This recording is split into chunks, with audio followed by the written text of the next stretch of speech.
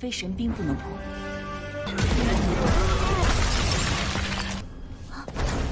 谁在吵我睡觉？花开黄泉。不会就不自救之人呐？到底不想像康群一样？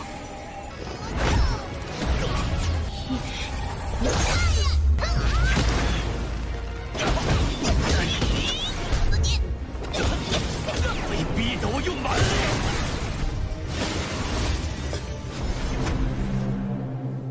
Halo guys, welcome back to Kobe Movie. Dan hari Sabtu nih guys, kalau mimin boleh tanya nih, biasa kalian weekend ini ngapain ya guys? Kalau mimin sih biasanya cuma bikin tonghua, habis itu malamnya ya santai-santai nonton gitulah. Paling mentok-mentok juga keluar beli makan dan atau mungkin makan yang belum pernah mimin makan, coba-coba gitu ya kan? Maklum ya guys, namanya juga jomblo, ya weekend juga sendirian. Oke, silahkan kalian jawab di kolom komentar. Mari kita masuk dulu buat part 98 episode 100 Linci Shuanyan. Wow, udah episode 100 aja nih. Kira-kira ini tonghua keberapa yang sudah masuk ke episode 100? Udah lumayan banyak sih kalau di Kobe Movie ya kan? Oke, jadi hari ini kita semua bakal melihat kesadisan dan dosa penjahat yang mereka lawan kali ini itu sungguh tidak bisa ditoleransi. Orang-orang biasa itu dibuat jadi gila guys. Wah, metodenya sungguh mengerikan. Pada akhirnya Suyang bakal turun tangan untuk melawan musuh ini. Walaupun bisa dibilang musuh ini cukup kuat, tapi kalau di hadapan Suyang, ya kalian tahu sendirilah seperti apa ya kan? Ibaratkan tanah sama langit, jauh banget perbedaannya. So mari kita review sedikit dulu buat part kemarin, dimana kita semua sudah melihat Dewa Suyang pergi ke reruntuhan kuno milik sekte musuh. Mengira kalau di sana ada harta, tapi ternyata penuh akan jebakan mematikan. Namun di hadapan Dewa Suyang kita, semuanya itu mudah. Dijebol tanpa ada masalah pula, mantap. Tetapi di akhir bertemu dua senior sombong. Suyang tiba-tiba kesal bukan tanpa alasan guys. Ternyata dia menyadari ada dosa besar di dalam sana, yaitu orang-orang biasa dimasukkan ke dalam guci buat dijadikan pengorbanan. Sungguh metode yang kejam. Suyang murka pun dia membantai semua musuh, dan mereka melihat dosa besar yang ada di dalam. Sehingga dengan ini pun kita masuk ke intro ya guys. Hehehe.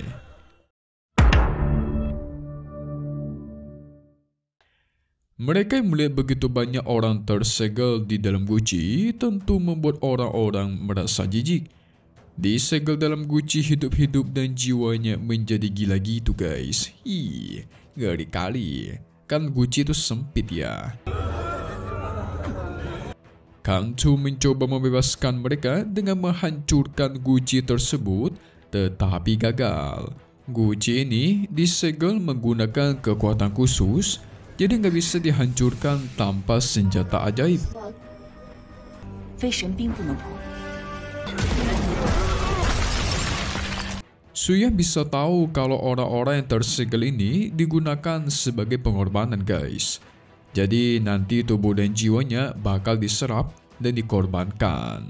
Tetapi masalahnya ini jumlahnya banyak sekali. Kejam banget kesannya. Suyang memanggil keluar sang pelaku utama dengan mengatakan, apakah kau menikmati mendengar orang-orang ini yang mengeluh dan keluar? Ternyata setelah diserang oleh San Yang, orang yang melakukan perbuatan jahat ini adalah ketua sekte Mang Pei yang bernama Wu Xiang, yang tidak lain ketua sektenya Kang Chu. Tentu tindakan itu membuat si Kang Chu kebingungan.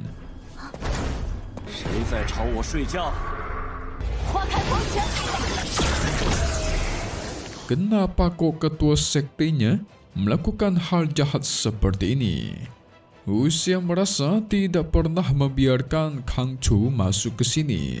Apalagi dia sampai membawa orang-orang dari luar, sehingga Kang Chu bakal dia hukum setelah ini. Untuk masalah kenapa ada banyak orang di sini yang tersegel di dalam guci, Wu Xiang mengaku Kalau semua orang di sini, merekalah yang datang sendiri, guys. Datang dengan keinginan sendiri.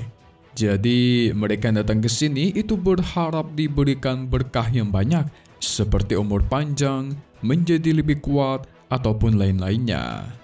Sehingga semua yang dia lakukan di sini sebenarnya bagi dia itu nggak ada salahnya. Karena orang-orang yang dia segel ini juga merupakan orang-orang yang serakah. Semakin serakah seseorang, maka semakin bagus untuk ditipu. Gak salah juga sih, tapi kan gak gini juga caranya, ya nggak guys?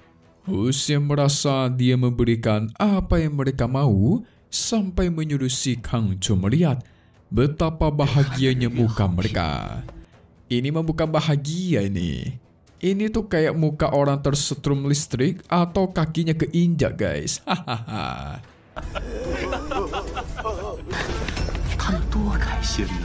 Si Hussein senang karena Kang Chu membawakan dirinya 2 tubuh bagus lainnya dan seekor burung buat dijadikan peliharaan. Ya, dia kira bisa menyegel Suyan dengan mudah nih. Kita lihat saja nanti ya. Kang Chu terus memohon kepada Wuxiang agar menghentikan semua tindakan jahat ini. Dia berjanji bakal menipu semua orang yang ada di kota dan memperkaya si ketua sekte asalkan tindakan seperti ini dihentikan. Tetapi si Kang Chu itu malah dikatai bodoh. Pada intinya si ketua sekte ini sudah merasa kalau apa yang dilakukan ini adalah kebaikan. Sebagai contoh, orang-orang yang dia tunjuk ini merupakan orang-orang jahat. Mereka sudah melakukan beberapa hal kejahatan. Tetapi orang-orang jahat ini datang ke hadapan Wuxiang untuk meminta keajaiban lebih. Seperti contoh tubuh yang lebih muda dan lebih kuat serta kekayaan melimpah. Namun pada akhirnya Wuxiang menyegel mereka di dalam guci. Jadi dia menitipkan pesan jangan pernah tertipu oleh kebaikan. Secara perlahan si Wuxiang mempengaruhi Kang Chu, menghipnotis dirinya dengan kata-kata baik. Bukannya si Suyang gak mau bantu ya, tetapi Suyang itu gak bakal menolong orang yang hatinya lemah seperti Kang Chu, guys. Mudah dipengaruhi. Ibaratkan kalian nasihatin orang tetapi orang itu tetap kepala batu, tidak mau mendengar apa yang kita ngomong. Jadi ada baiknya nggak usah dibantu gitu.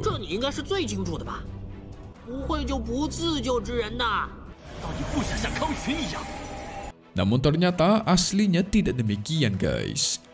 Kang Chu yang hampir terhipnotis tadi langsung melawan balik sampai membenturkan kepalanya dan terus melancarkan pukulan ke si ketua sekte. Mantap. Wuxiang menyuruhnya berhenti tetapi tidak diindahkan oleh Kang Chu.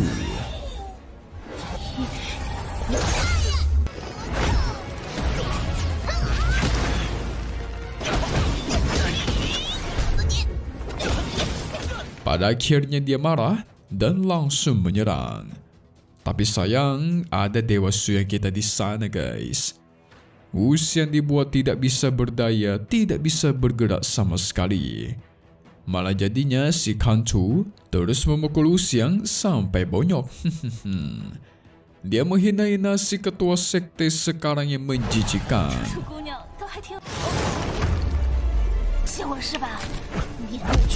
Tidak seperti gurunya si Kang Shun. Tapi ternyata masalah itu belum selesai sampai di situ. Karena si Wuxiang kembali bangkit dengan menunjukkan muka aslinya, guys. Dan mukanya itu sangat mirip dengan Kang Shun alias gurunya Kang Chu. Yang ternyata Kang Chu pernah mendengarkan rumor di masa lalu kalau gurunya Kang Shun memiliki seorang adik yang jahat dan kejam.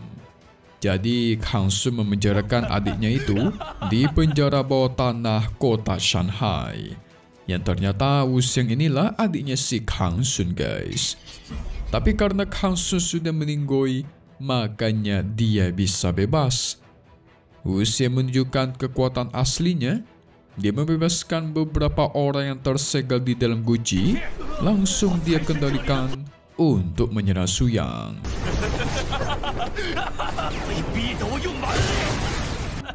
他死了。 Segera Suyang mementalkan semua musuh yang ada di sana. Dia juga langsung berpindah ke hadapan Wu Xiang sampai membuat si Wu Xiang tidak bisa bergerak.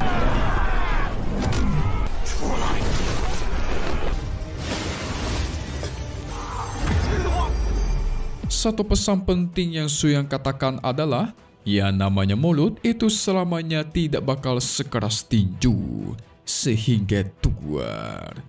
Wu Xiang dia hancurkan jadi debu guys, mantap. Sebenarnya arti yang Suyang ngomong tadi, yaitu mulut selamanya tidak sekeras tinju, itu artinya seperti ini guys. Jadi mau gimana pun kalian menghasut seseorang untuk jadi lebih baik, itu tidak berpengaruh. Sehingga terkadang kita memerlukan yang namanya kekerasan untuk menyadarkan orang tersebut. Seperti contohnya Suyang yang menghabisi sang musuh. Tapi tindakan Suyang mah bukan kasih paham lagi ya guys. Itu malah langsung membantai orang jadi debu. Barulah setelah itu Kang Cho berubah. Sekarang dia menjunjung tinggi keinginan sang guru yang menyebarkan ilmu sastra kepada dunia luar.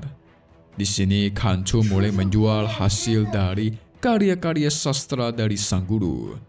Buat kalian bingung, karya sastra itu seperti contoh menulis puisi atau kata-kata bijak guys. Nah, sebenarnya negara Tiongkok alias Cina di zaman dulu itu memang sangat menjunjung tinggi yang namanya puisi atau kata-kata bijak. Makanya jikalau kalian pernah mendengar kata-kata dari Confucius, nah itu pasti kalian tahu guys. Merasa masalah sudah selesai, Suyang dan anak buahnya pun pergi dari sana. Walaupun Kang Cho masih menipu, yaitu menaikkan harga setinggi-tingginya, tetapi tindakan menjual barang itu lebih baik daripada seperti kemarin-kemarin yang menipu semua orang dengan kecantikannya, ya enggak guys? Kira-kira habis ini Suyang bakal kemana ya guys? Dan siapakah musuh barunya nanti? Oke, langsung saja buat part 99 episode 101 di hari Selasa, kita semua bakal melihat. Nanti mereka bakal bertemu dengan satu sekte yang nggak tahu nih sekte apa guys. Namun pakaian mereka serba kotor dan menggunakan pedang. Kedatangan Suyang dan San yang dianggap sudah melanggar aturan dari wilayah Shanghai mereka, jadi harus dibantai. Di sini Suyang mengaku dia tidak memahami metode pedang. Ngomongnya sih dia nggak paham ya guys. Tetapi sekali keluarin kekuatan pedang, ribuan pedang melayang di belakangnya, siap menerkam ribuan musuh di hadapannya pula. Masa iya kayak gini nggak paham ya guys? Waduh, memang beda dewa satu ini. Kita tunggu lagi di part 99 ya guys, Lian Chishuanian di hari biasa, hari Selasa. Update lagi nanti buat tonton selanjutnya, dan pastinya cuma di sini, Kobe Movie. Thank you buat kalian semua yang nonton dan selalu support channel Mimin. Semoga kalian semua sehat selalu.